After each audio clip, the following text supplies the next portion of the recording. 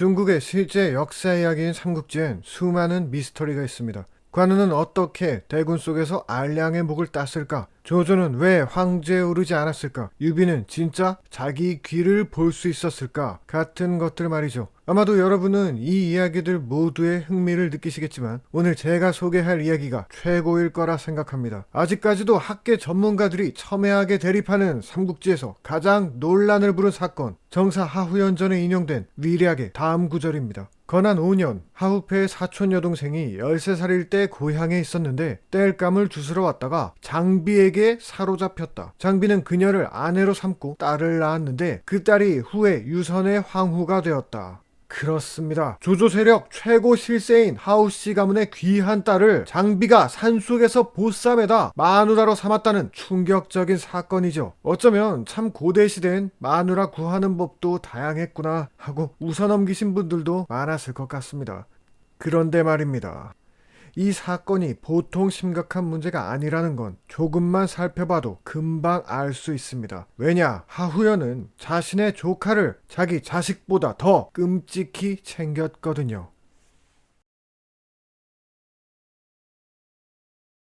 연주, 예주의 대란이 일었을 때 하후연은 기근 때문에 어린 아들을 포기했으나 죽은 아우의 딸은 살렸다. 이 기록은 하후연이 자기 아들보다 죽은 아우의 딸을 우선해서 살렸다는 그의 대단한 의리를 살펴볼 수 있는 일화입니다. 당시 남자와 여자의 사회적 지위 차이를 고려하면 더더욱 대단하죠. 이 조카가 장비가 납치한 그 조카라는 언급은 따로 없지만 대체로 중국 본토에선 동일 인물로 보고 있습니다. 적어도 하후연이 자기 아들보다 귀하게 여긴 조카가 있단 것만으로 장비는 하후연한테 맞아 죽어도 이상할 게 없어지죠. 그러니까 이 사건의 첫 번째 미스터리는 하후연의 귀하디 귀한 조카를 납치하고도 장비가 왜 멀쩡히 살아있었냐는 겁니다. 두 번째 미스터리는 좀 더 근본적이에요. 애당초 이 귀한 조카가 왜 고향까지 내려와 산에서 땔감을 줍고 있었냐는 겁니다. 우리나라 같았으면 하후씨는 장비가 아니라 호랑이한테 물려갔을 거예요. 물론 귀한 집 딸이 직접 땔감을 줍다니 참 상냥하기도 하지만 위험천만한 일을 한 대가로 생판 처음 본 남자한테 시집당하고 말았죠. 이러한 점 때문에 학계에선 장비가 하후연의 조카를 납치했단 위략의 기록을 두고 그 진위에 대해 설왕설래가 오갔습니다. 가뜩이나 위략은 위나라 사람 어환이 쓴 책이라 그런지 다른 나라 이야기는 신빙성이 팍 떨어져 여기저기서 많이도 까였거든요. 따라서 우리는 위략의 기록을 무작정 믿어서도 의심해서도 안 된다는 생각으로 장비의 하후씨 보쌈설에 관해 좀 더 진지하게 따져보아야 할 것입니다.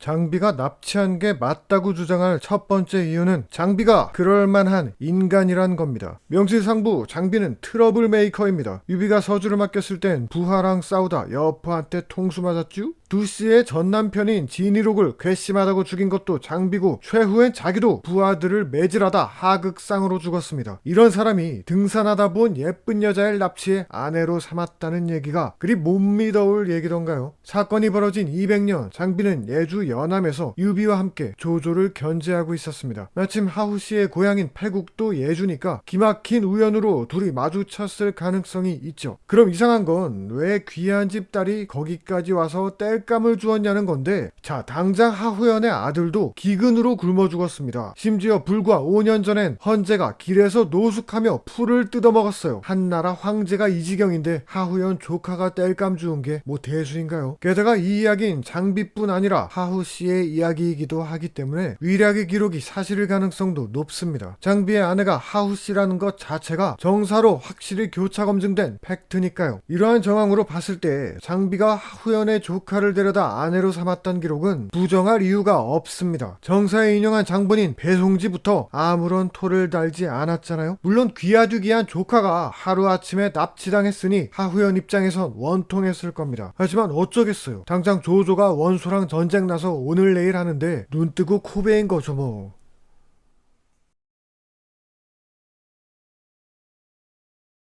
진심으로 이게 말이 된다고 생각한다고요? 하후연 조카가 땔감 줍다 장비한테 보쌈 당했다는 얘기가 자, 196년 시행한 둔전제로 인해 조조는 일약 100만 곡씩을 수확하는 쾌거를 거둬 불과 몇 년 만에 모든 창고를 곡물로 가득 채웠습니다. 유일한 문제는 군량에 비해 병사가 부족한 것이었죠. 조조와 같이 있는 하후연의 조카가 먹고 살겠다고 땔감을 줄 필요는 없었던 겁니다. 게다가 당시 장비와 하후씨는 말이 같은 예주지 200km가 넘는 거리에 있었습니다. 장비가 그 깊숙한 곳까지 들어가 마누라를 얻을 확률은 없었단 말이죠. 결정적으로 이 일화의 출처인 위략은 나관중도 손절칠 터무니없는 얘기들의 향연입니다. 대표적으로 유선이 노예로 팔려갔다가 한중에서 유비와 재회했다는 유선 배너설, 제갈량이 유비를 먼저 찾아갔다는 제갈량 미생설, 이런 걸 모아놨으니 배송지가 잡스러운 책이라고 혹평한 이유가 다 있다니까요. 그렇다면 장비의 아내가 하후씨라는 것 자체는 팩트인 이상 답은 둘 중 하나입니다. 정략 결혼 아니면 연애 결혼. 일단 35살 남자가 13살 여자애랑 연애 결혼했다는 건 설령 장비가 전설 속 꽃미남이었다고 한들 사회 통념상 용서받지 못할 일입니다. 하지만 정략 결혼이라면 말이 되죠. 유비는 지보다 30살도 어린 여자랑 했잖아요. 한때 매우 돈독했던 조조와 유비의 관계를 생각하면 둘 사이의 정략 결혼은 충분히 가능한 일입니다. 시기까지 고려하면 적이 된 유비를 다시 포섭하려는 시도였거나요. 마침 하후연과 장비는 각각 조조와 유비에게 형제와 같았던 점에서 매우 비슷한 포지션이네요. 둘이 결혼할 순 없으니까 하후연의 귀한 조카를 장비에게 시집 보내면 그림 좋잖아요.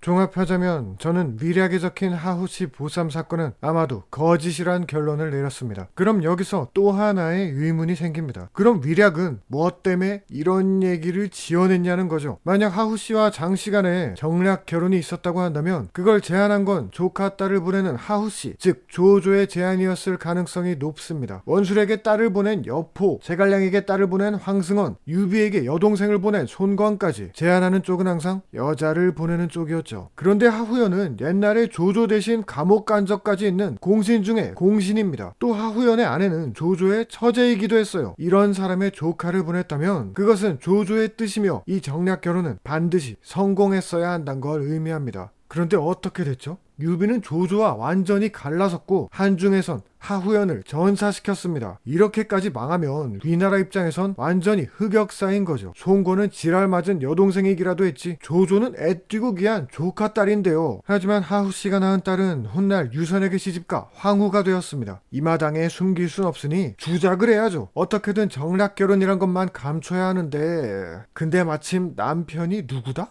장비다. 산에서 땔감 줍던 순진한 아이를 보쌈했다고 해도 아무도 의심하지 않았어요. 그 까탈스런 배송지까지. 훗날 하후연이 황충에게 전사하자 하후씨는 유비에게 부탁해 삼촌의 장례를 치러줬다고 합니다. 그녀와 장비의 결혼 생활은 장비가 죽기 전까지 아무런 문제가 없었던 것 같아요. 아무 연고도 없는 곳에 시집와 이 정도 발언력을 가지고 딸도 황후가 된 걸 보면 아마 그녀는 왕언이 못지않은 현명한 여성이었던 것 같습니다. 훗날 하후연의 아들 하후패가 촉으로 망명 왔을 때 장비의 사위인 황제 유선은 자기 자식에게 하후씨의 피가 흐른다며 달래줬다고 합니다. 그 말인 즉슨 님 사촌 여동생도 여기 와서 잘 살았습니다 라는 셈이죠. 저는 고향과 가족을 떠나 유비 세력이 된 그녀가 장비와 함께 행복하게 살았기를 바랍니다. 떠도는 전설에 의하면 장비는 훤칠한 미남이었으며 미인을 잘 그렸다고 하죠. 어쩌면 하후씨와 금술이 좋아 이런 소문도 났던 거 아닐까요?